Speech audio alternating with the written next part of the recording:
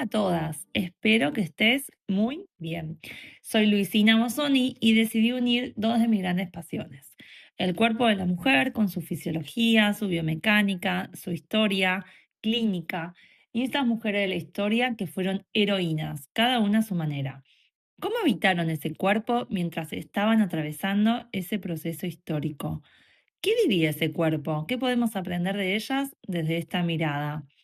Las quines ya nos damos cuenta cómo estás caminando y cómo te sentís. Intuimos si te duele la espalda, si te duele un poco en la cabeza o si estás respirando mal, si te peleaste con el marido. Bueno, ¿por qué? Porque el cuerpo no son solo músculos, huesos, articulaciones. El cuerpo también son emociones. El cuerpo nos envuelve nuestra mirada a la vida, nuestra filosofía, nuestra memoria.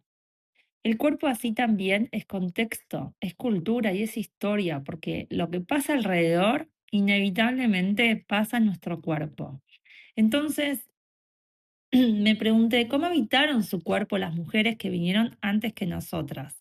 ¿Qué atravesaron? ¿Qué le dijeron que podían o no podían hacer? ¿Qué dirían hoy esos cuerpos si hablaran? ¿Y qué podemos aprender nosotras hoy de esas historias?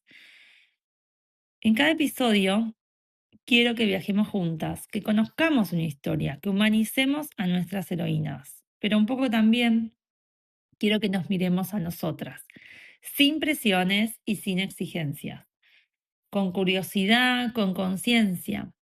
Y cuando termines este episodio, podés preguntarte cómo estoy habitando mi cuerpo hoy, qué relato estoy repitiendo y cuál quiero empezar a escribir. Porque todas, chicas, tenemos una historia detrás del cuerpo y quizás ya es momento de escucharla. Hoy vamos a viajar a Egipto. Vamos a vislumbrar sus creencias, el modo de vivir y una gesta de poder de una mujer muy especial llamada Cleopatra. Sí, hoy vamos a reflexionar sobre la historia detrás del cuerpo de Cleopatra. Gran mujer si las hay, fue la última faraona del antiguo Egipto. Su nombre Cleopatra significa la que ama a su papá. Nació en el 69 a.C. en Alejandría, Egipto. Alejandría era la cuna de la cultura, la cuna de los papiros, todos los conocimientos de la época estaba en la biblioteca justamente de Alejandría. Su papá, Ptolomeo XII, venía de esa familia romana que controlaba hace ya muchísimos años Egipto. ¿Sí? Los romanos controlando Egipto. ¿Sí? Esto me pareció asombroso, en realidad me sorprendió, ¿no? Cuántas veces repetimos Cleopatra, la reina del Nilo, la faraona super egipcia, pero en realidad tenía sangre romana, ¿no? Su infancia la pasa casi a tiempo completo en esta biblioteca de Alejandría, entre papiros, idiomas y poemas. Cleopatra es la primera de su linaje que se interesa por aprender el egipcio.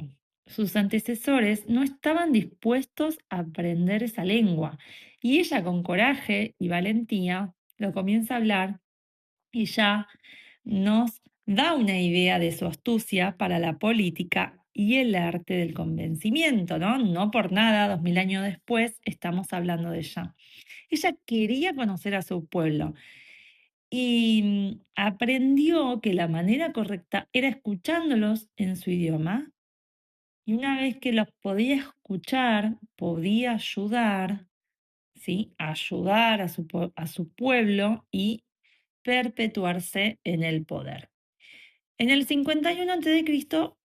muere su papá, deja sentado que Cleopatra se case con su hermano, también llamado Ptolomeo XIII. Bueno, todos eran o Ptolomeos o Cleopatra, no existía el libro de los nombres en esa época.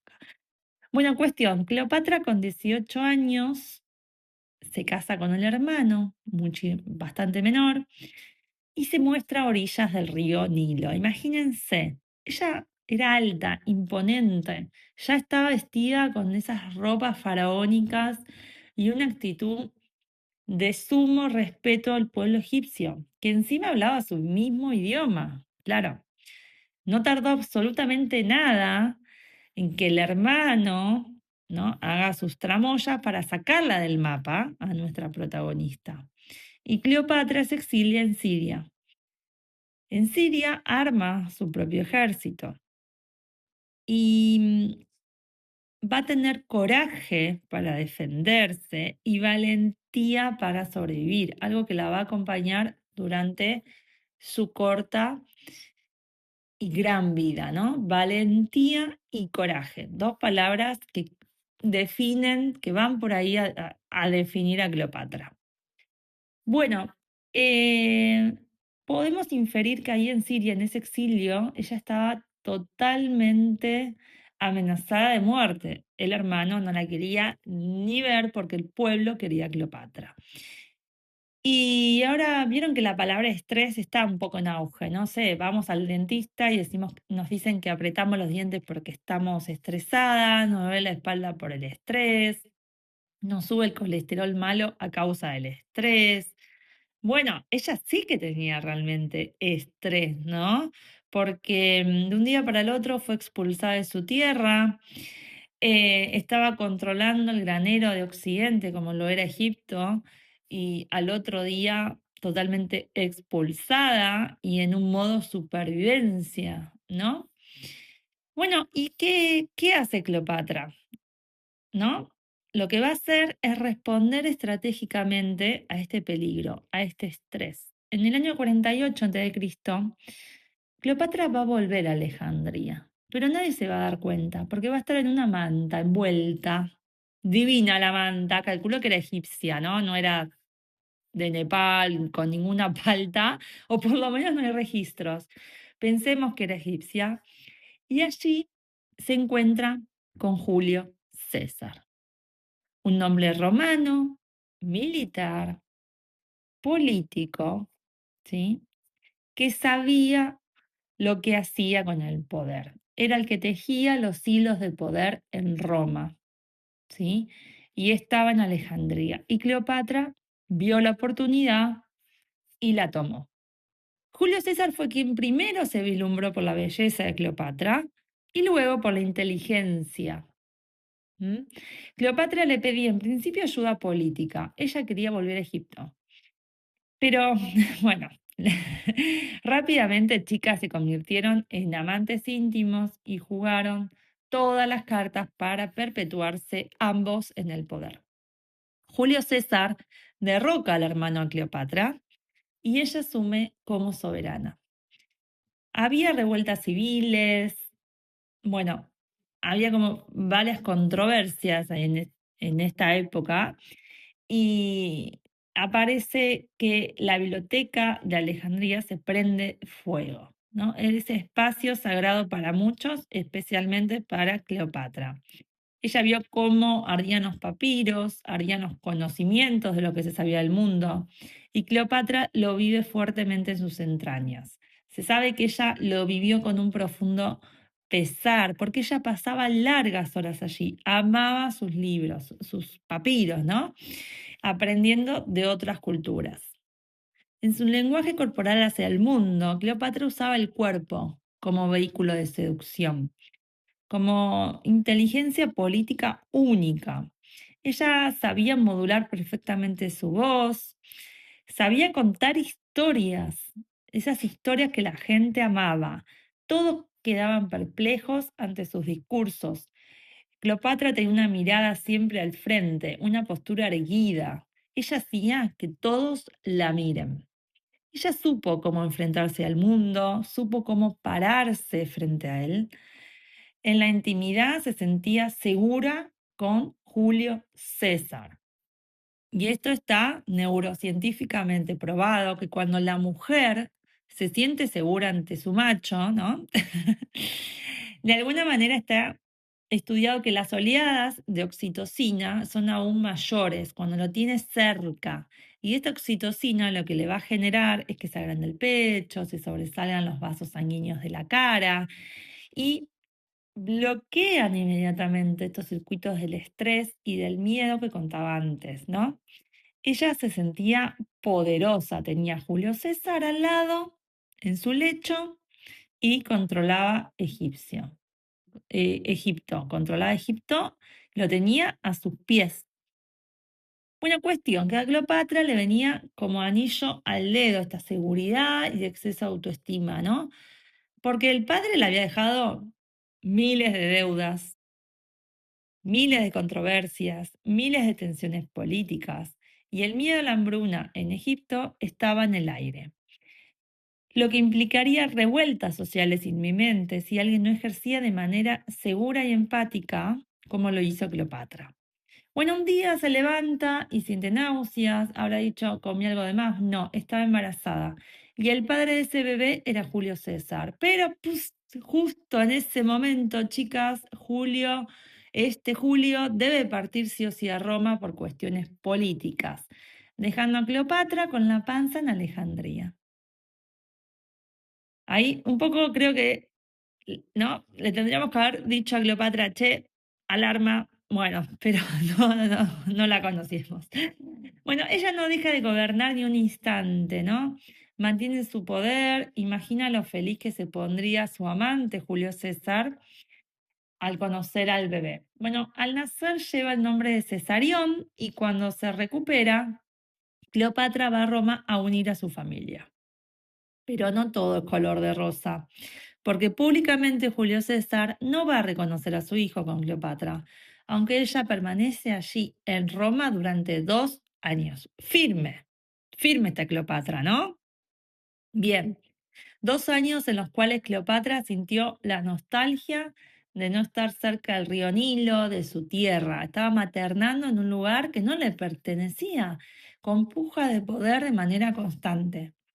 Entre estas pujas, matan a Julio César y ella y su hijo, desprotegidos, vuelven a Egipto. A ver, cuando nos convertimos en madre, el cerebro va a estar enfocado en el desarrollo saludable y en la supervivencia del bebé. ¿Se acuerdan que cuando era una adolescente de 19 años y tuvo que exiliarse, ella estaba sola? Ella tenía que pensar en ella y en el pueblo egipto. Pero ahora, sí o sí, su cerebro estaba pensando en Cesarión, en el heredero, en su hijo, ¿no? Y encima no estaba reconocido por el papá. Y Julio César no les dejó nada a ambos. En su testamento dejó a cargo a su primo Octavio. Me imagino cuánta sobrecarga ante sus hombros, cargados con aplomo, ¿no? Mientras en la superficie Cleopatra se representaba como una mujer seductora, consciente de su seducción, y todo eso le implicaba también jugar un poquito con fuego, ¿no? Y quien va a aparecer ahora en el tablero va a ser otro romano, Marco Antonio. Él formaba parte de los aliados a Julio César y pasa a formar un triunvirato junto con el primo heredero de Julio César, Octavio, y otro militar, Marco Lépido. Marco Antonio le pide a Cleopatra apoyo de Egipto, ¿no? Y Marco Antonio quiere continuar con esa alianza que tenía Roma con Egipto, pero ella estratégicamente piensa en llegar a Roma de una manera totalmente disruptiva, hasta podría decirse un poco erótica, de esas novelas un poco hot. Decide llegar a Marco Aurelio en una embarcación llena de oro, acostada, llevando el hombro un poquito al costadito, elevando el mentón, con una copa de vino, brillosa, sacando el pecho, deslumbrante. Ella no tenía poder político, estaba en cero, por eso regresa a Roma. Pero miren cómo regresa, bien arriba, bien vibrando alto, bien Cleopatra. Ella tenía el ego bien alto y lo único que quería era pasar a la acción, sin más, con Marco Antonio. Ella se había transformado en su diosa favorita, Isis. Isis era considerada la diosa de la fertilidad, de la maternidad, de la protección, de la vida. Cleopatra se sentía esta diosa. Era su manera de ejercer el poder. Ella quería que todos supieran que tenía esa divinidad. Ella se sentía Isis, ¿no? Porque decía que tenía el mismo espíritu femenino que ella. Pensemos en un mundo dominado por hombres, tener estabilidad para disuadir como una diosa, combinando religión y política, le va a dar a Cleopatra una distinción muy fuerte. Bueno, volvamos entonces a esa embarcación dorada, en donde se juntan Marco Antonio y Cleopatra. Cleopatra sigue acostada y le pide a Marco Antonio que se acerque a la embarcación. Me encanta. Ella ya tenía alguna experiencia en maniobras del amor, ¿no? Por así decirlo. Y sabía que el varón en general, chicas, es bastante simple. Bueno, va a caer ante la vislumbrante Cleopatra. Y durante 11 años vive en el amor con una atracción química, física, emocional, espiritual, ponele el nombre que quieras, pero la llama, todos decían que era especial. Esta unión entre Marco Antonio y Cleopatra le da a Cleopatra protección de nuevo. Y no era solo unión política, era deseo, era vitalidad, eran idas y vueltas de amor y tensiones políticas. En total, Cleopatra tuvo 4 hijos, ¿sí? Y Cleopatra en este periodo vive en un cuerpo de expansión, lleno de amor, lleno de vitalidad, entre embarazos y pospartos. Ella era la diosa de la fertilidad, Isis. ¿Se acuerdan? Bueno, ella se sentía así. Marco Antonio, resulta que en Roma estaba casado con la hermana de Octavio, en ese que se acuerdan que formaba parte del triunvirato, y no le gustaba absolutamente nada que su cuñado esté en el lecho egipcio, imagínense lo que era, y menos que se casen a orilla del río Nilo, como se han casado Cleopatra y Marco Antonio. ¿Cuál novela en donde acá las personas realmente van a poner su cuerpo, su vida en juego? Los conflictos acá no se van a resolver con un like, con un DM o con un te dejo de seguir o con una historia. La mujer de Marco Antonio en Roma le envía tropas a su marido para que vuelva con ella. Así, directamente quería que Marco Antonio vuelva con ella a Roma. Cleopatra, al ver esta tensión y en medio de su cuarto posparto totalmente débil, ya con muchos años de tensiones políticas y de un cuerpo lleno de esa tensión también de sobrevivir en medio del caos entre Roma y Egipto, comienza una huelga de hambre. Y Marco Antonio, enamorado con firmeza, se queda junto a ella. O sea, ella vuelve, entre comillas, a usar su cuerpo, ¿no? En esta huelga de hambre la empiezan a ver débil, para que Marco Antonio no vuelva a Roma y se quede con ella, ¿no? Bueno, esto va a desatar una furia, imagínense, de Octavio.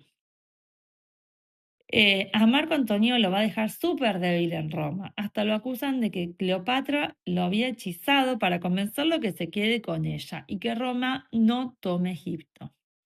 Bueno, la pareja acá, Marco Antonio y Cleopatra, batalla junta.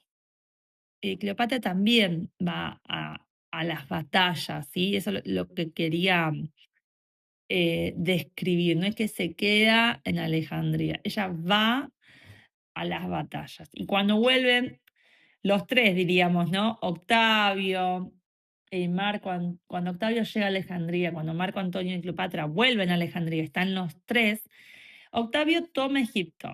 Pero lo que más le importa acá a Octavio es aprisionar a Cleopatra y llevarla a Roma. ¿Por qué? Porque de esa manera, aprisionando a Cleopatra, Octavio iba a tener el poder más absoluto. Bueno, cuestión, al enterarse de esto, todo pasa en pocos minutos. Marco Antonio corre al palacio a salvar a su amada, empieza a gritar, Cleopatra, Cleopatra, ¿no? Empieza a correr, a tomar a Cleopatra porque se entera que Octavio ya estaba en Alejandría y que se la quería llevar a Roma. Y un sirviente en el palacio le cuenta que Cleopatra estaba muerta. Y sin dudarlo, toma su espada y Marco Antonio se suicida en el acto.